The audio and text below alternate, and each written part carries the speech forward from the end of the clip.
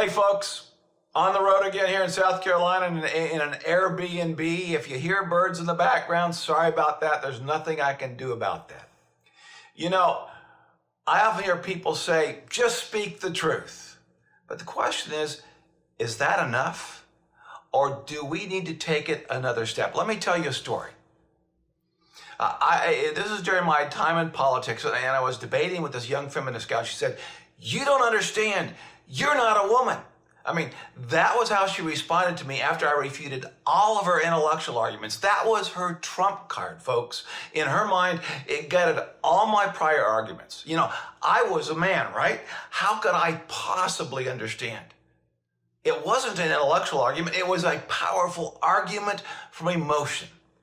A person's gender does not affect the moral rightness or wrongness of abortion. However, you can't beat an argument from emotion with logic, not unless you're debating in front of a bunch of philosophers or theologians, and not always even then. You see, in our culture of non-thinkers, the only way to beat an argument from emotion is with an even stronger argument from emotion. So, if you were a man, how would you have responded to the young woman's statement? What argument could you possibly use to turn the tables? This is Brad Bright. Welcome to the God is Issue podcast, where I show how God is the issue in every issue. Why? Because we can trace all our human problems to our view of God. Now, here was my response. I was once one of those unwanted children you're talking about. I was adopted. I am so grateful to the woman who gave me a shot at life because I love life. What I just heard you say is you would never have even raised a finger to give me a shot at life, and frankly, I find that a little offensive. Her jaw dropped. End of conversation. I won. Not because of any compelling logic, but because my argument from emotion trumped her argument from emotion. Do you know the difference between an intellectual argument and an argument from emotion? You see, God created us with both intellect and emotion. But living in a culture that says, I feel, therefore I am, arguments in that culture from emotion tend to quickly overpower arguments from logic. Now, both have their place, but you may want to ask yourself, in a culture of non-thinkers, what's more effective, to lead with logical arguments or arguments from emotion? Now, I first learned the difference between arguments from logic and arguments from emotion when I was 19 years old. That summer, I was selling books door to door just outside Houston. On top of having to knock on doors of complete strangers, the heat and humidity were oppressive. However, I learned a lesson that summer that I've never forgotten. I learned that if I did not sell a person on both the intellectual level and the emotional level, I would not make a sale. Now, for instance, first I would say, Mrs. Jones, this is what this book will do for your kids. It will help you to help them understand X. That was the intellectual argument. Then I would say, your neighbor 3 doors down, Mrs. Smith, yeah, she bought this book for her kids. Now, that statement had nothing to do with the product itself. All that statement did was to emotionally reassure Mrs. Smith that it was okay for her to say yes. And again, if I did not sell Mrs. Jones on both the intellectual and the emotional level, I rarely made the sale. C.S. Lewis recognized the difference when he was talking about the problem of pain and suffering in life. He said that he used to wax eloquent about the problem of pain, at least until he went through it himself.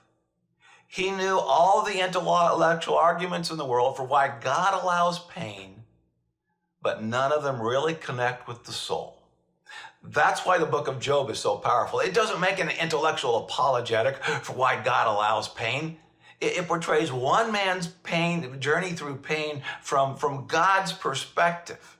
And in the story, God gives context for Job's pain, but he never explains the why to Job. The book of Job is not an intellectual response to the problem of pain. It is a story, an argument from emotion, an apologetic for the soul. Folks, never underestimate the power of arguments from emotion. Even God uses them. So how does this apply to communicating the gospel?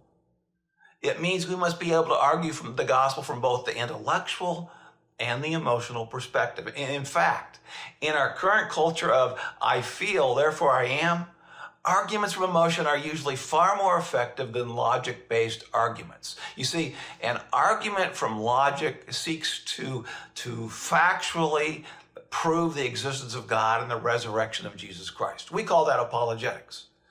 But in a culture of feelers, a recitation of factual proofs is generally ineffective. Instead, we must lead with arguments from emotion. You see, when I sit down to have a God conversation with a 20-something, I immediately say, look, my goal today is not to prove to you that God exists. And they kind of look at me. I say, my goal is to prove to you that you want God to exist. I mean, at that point, they lean forward. You see, it immediately moves the conversation from a recitation of facts to a conversation where I tell personal God stories. Now, why does it work? Because most 20-somethings have a very different view of truth than most 60-somethings like me. Let me explain.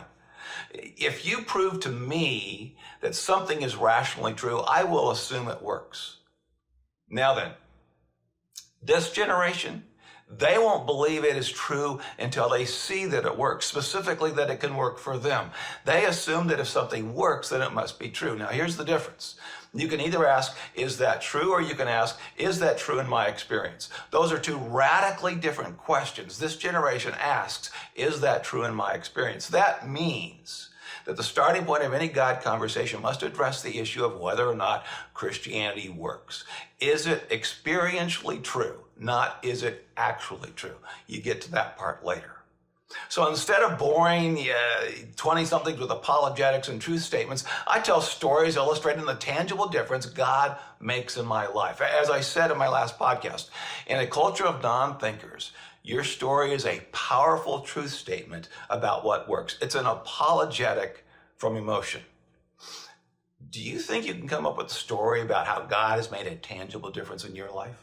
If you can, that story is a compelling argument for the gospel. Now, let me give you an example from my own life. Some of you have heard me tell this story from my freshman year of college when I was flying home from Christmas. I walked into the airport at Chicago O'Hare, and it was packed wall to wall, and I thought, uh-oh, I don't think I arrived here early enough. But I went ahead and got in line. But as I was standing in line, I realized I wasn't going to make my flight. And I just, a prayer of panic, I said, Lord, I need 10 more minutes. And I looked up at the board, click. The flight was delayed 10 minutes. And I went, oh. And then I was standing there a little longer, and I realized I still wasn't going to make my flight. So again, I said, Lord, I need 10 more minutes. And I looked up at the board, and it clicked. It was delayed another 10 minutes. And I went, oh. God's paying attention, and he cares. You see, a story like that is a great story to tell to a seeker, someone who's a truth seeker who wants to know what the truth and wants to know what will work for them. You see, in a culture of feelers, stories of what you have seen God do and stories of personal stories of life change, those are powerful. They serve as powerful truth statements about what works. What they whisper to your listener is this: it worked for me. Maybe it will work for you. You see, God is the issue in every issue. We can use logic to make God the issue or arguments from emotion to make God the issue. But at the end of the day, we need to make God the issue in ways that our audience can understand.